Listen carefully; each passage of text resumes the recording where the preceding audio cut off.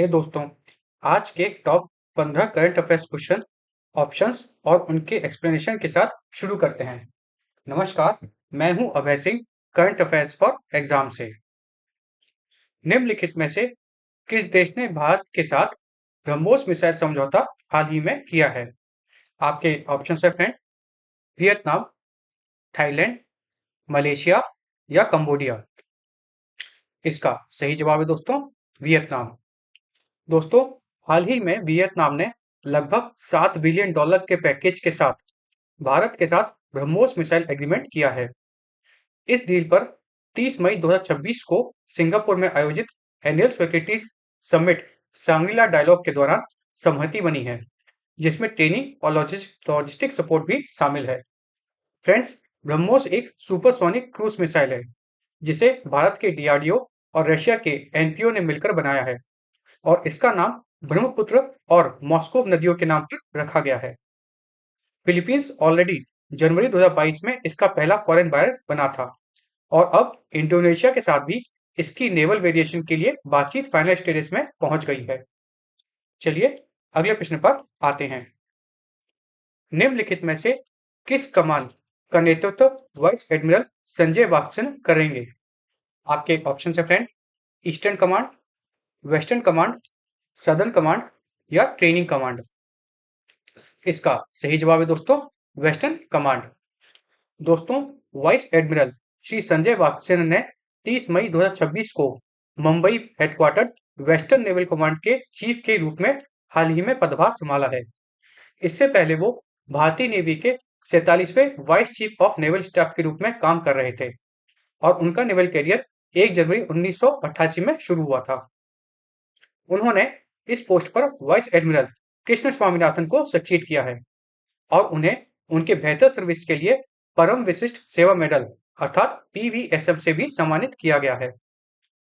चलिए अगले प्रश्न पर आते हैं। भारत के लिए संयुक्त राज्य अमेरिका द्वारा किस हेलीकॉप्टर सहायता पैकेज को मंजूरी दी गई है? आपके ऑप्शन है फ्रेंड, चिनूक, राफेल, जैगवार या अपाचे।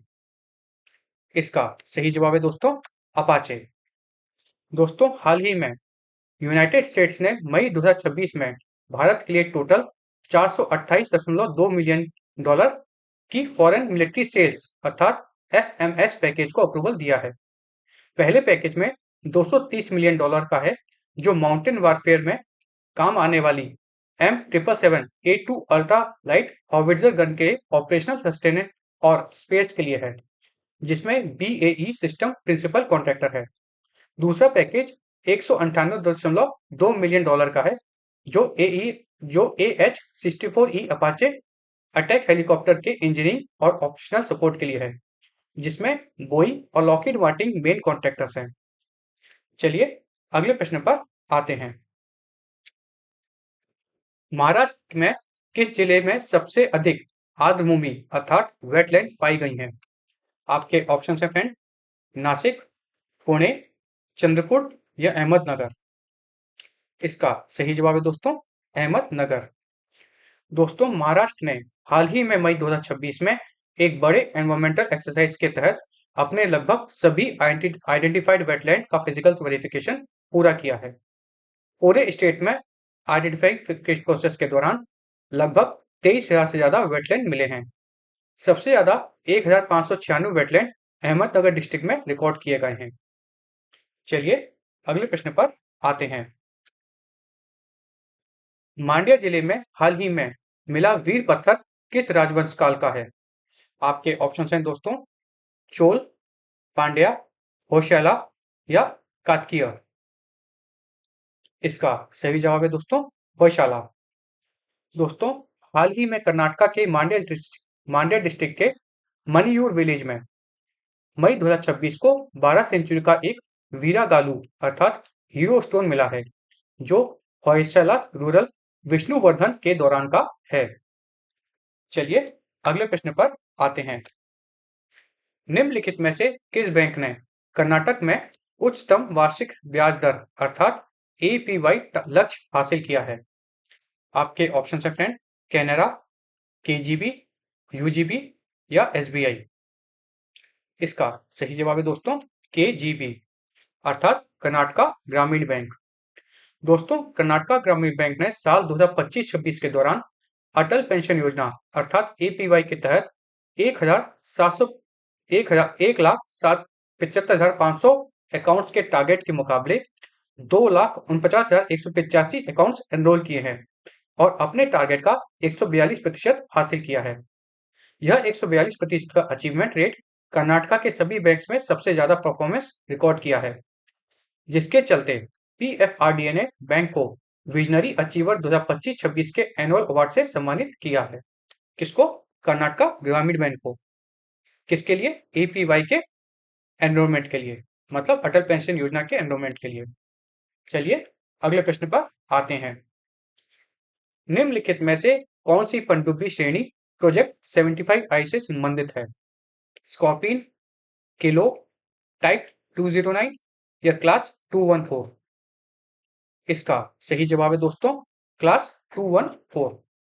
अब इस बारे में हम इसलिए पढ़ रहे हैं दोस्तों क्योंकि भारत और जर्मनी के बीच प्रोजेक्ट 75I के तहत लगभग $8 बिलियन की लागत के 6 HDW क्लास 214 सबमरीन के लिए एक बड़ा डिफेंस एग्रीमेंट साइन हुआ है।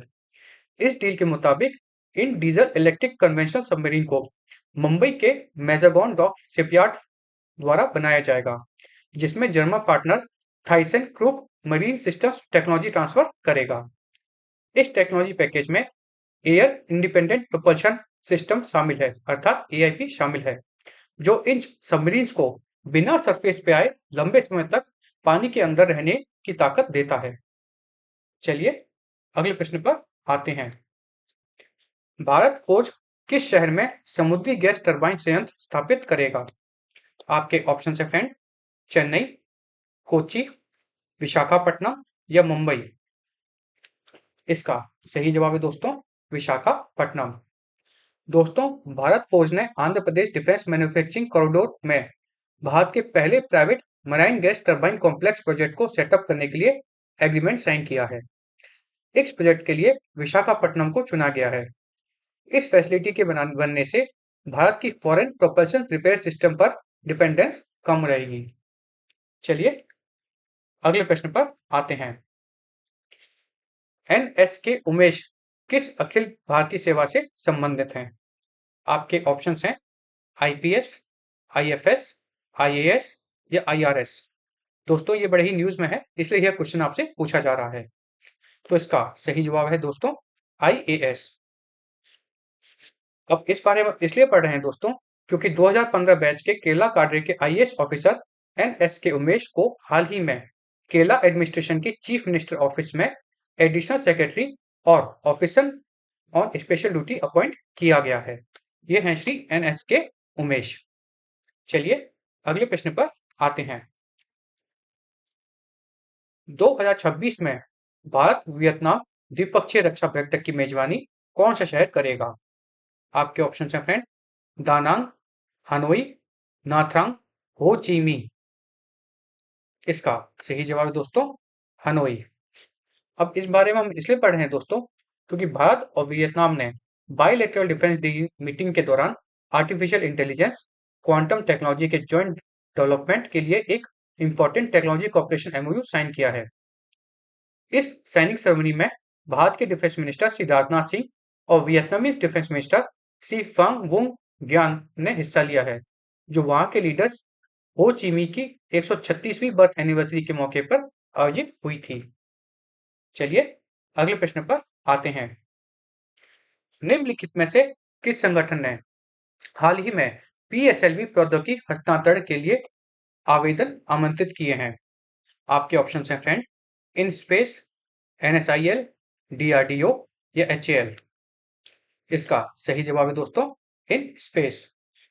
दोस्तों हाल ही में इन स्पेस ने साल 2026 में भारतीय प्राइवेट कंपनीज के लिए कंप्लीट PSLV अर्थात पोलर सैटेलाइट लॉन्च व्हीकल के टेक्नोलॉजी ट्रांसफर के लिए एक्सप्रेशन ऑफ इंटरेस्ट अर्थात EOI इनवाइट किया है। इस ट्रांसफर के बाद प्राइवेट कंपनीज खुद independently medium lift PSLV launch vehicle को बिल्ड, ऑपरेट और कमर्शलाइज कर सकेंगी, जिसमें इसरो उन्हें 30 महीने तक का टेक्निकल सपोर्ट देगा। चलिए अगले प्रश्न पर आते हैं। भारत और दक्षिण कोरिया ने किस शहर में रक्षा सहयोग समझौते पर हाल ही में हस्ताक्षर किए हैं? आपके ऑप्शन है फ्रेंड, बुसान, सियोल, इंचियोन या देगू। इसका सही जवाब है सियोल। दोस्तों, हाल ही में भारत और रिपब्लिक ऑफ कोरिया अर्थात साउथ कोरिया ने मई 2026 में सियोल में आयोजित डिप्लोमेटिक एंगेजमेंट के दौरान एक महत्वपूर्ण डिफेंस कोऑपरेशन एमओयू साइन किया है। इस बायलैटरल एग्रीमेंट पर भारत के डिफेंस मिनिस्टर श्री राजनाथ सिंह और साउथ कोरियन डिफेंस मिनिस्टर आंग ग्यूम बैक ने सिग्नेचर किए हैं। आपको कमेंट सेक्शन में बताना है फ्रेंड्स कि नॉर्थ कोरिया का ऑफिशियल नाम क्या है। चलिए अगले प्रश्न पर आते हैं। निम्नलिखित में से किस संगठन ने विश्व दूध दिवस की स्थापना की है? आपके ऑप्शन हैं फ्रेंड, एफएओ, आईएफएडी, डब्ल्यूएफपी या यूएनईपी। इसका सही जवाब है दोस्तों एफएओ। ये एक इंपॉर्टेंट क्वेश्चन है क्योंकि यहाँ पे दो बातें आपको जानने को मिलेंगी। तो चलिए बताता हूं इसके बारे में। ग्लोबल लेवल पर डेयरी सेक्टर के बारे में अवेयरनेस बढ़ाने के लिए हर साल 1 जून को वर्ल्ड मिल्क डे अर्थात विश्व दूध दिवस मनाया जाता है, जिसे फूड एंड एग्रीकल्चर ऑर्गेनाइजेशन अर्थात एफएओ ने साल 2001 में शुरू किया था। सारी दुनिया में मिल्क डे की शुरुआत रोम में हुई थी और वहीं पर इसका हेडक्वार्टर भी है। और यह 1 जून 2001 को 40 से ज्यादा देशों की भागीदारी के साथ शुरू हुआ था, जिसमें अब 80 से ज्यादा देश शामिल हैं। अब भारत की बात करें फ्रेंड्स, तो भारत दुनिया भर में टोटल मिल्क प्रोडक्शन का 24% से ज्यादा आउटपुट देकर पहले रैंक पर आता है और इसे बढ़ाने में नेशनल डेयरी डेवलपमेंट बोर्ड के 1970 के ऑपरेशन फ्लड का बड़ा हाथ है। फ्रेंड्स, भारत की एक और बात करें तो भारत में राष्ट्रीय दूध दिवस अर्थात नेशनल मिल्क डे है, वह 26 नवंबर को मनाया जाता है। और भारत में इसलिए 26 नवंबर को मनाया जाता है क्योंकि उसी दिन व्हाइट रेवोल्यूशन के जनक डॉक्टर वर्गीस कुरियन की जन्म तिथि होती है। चलिए अगले प्रश्न पर आते हैं। निम्नलिखित में से कौन सा दिन 1 जून को विश्व स्तर पर मनाया जाता है? परिवार दिवस, युवा दिवस, बाल दिवस या पेरेंट डे? इसका सही जवाब है पेरेंट डे, माता पिता दिवस। दोस्तों, यूनाइटेड नेशन जनरल असेंबली हर साल 1 जून को दुनिया भर में ग्लोबल डे ऑफ पेरेंट्स मनाता है। इस दिन को मनाने का प्रस्ताव 17 सितंबर 2012 को अडॉप्ट किया गया था और सबसे पहले ग्लोबल डे ऑफ पेरेंट्स 1 जून 2013 को मनाया गया था। चलिए अब कल का प्रश्न देखते हैं। कल हमने आपसे पूछा था, कौन सी अनूठी पैर संरचना तोतों को शाखाओं को मजबूती से पकड़ने में मदद करती है? अंडाकार पैर, जालीदार पैर, खुर वाले पैर या चपटे पैर? इसका सही जवाब है दोस्तों अंडाकार पैर। दोस्तों, अब इस बारे में हम इसलिए बात कर रहे हैं क्योंकि 31 मई को वर्ल्ड पैरेट डे मनाया जाता है और इसे वर्ल्ड पैरेट ट्रस्ट ने 2004 में शुरू किया था। चलिए अब कल के लिए प्रश्न देखते हैं। कल के लिए हमारा आपसे प्रश्न है, निम्नलिखित में से किस स्थान पर हाल ही में अमेरिका क्यूबा सैन्य वार्ता आयोजित की गई थी? आपके ऑप्शन हैं फ्रेंड, हवाना, ग्वांतेनामो, सेंटियागो या मंटाज? इसका जवाब आपको दोस्तों कमेंट सेक्शन में देना है। और अगर आपको आज का सेशन फ्रूटफुल और इन्फॉर्मेटिव लगा तो लाइक शेयर सब्सक्राइब अवश्य कीजिएगा। धन्यवाद। जय हिंद, जय भारत।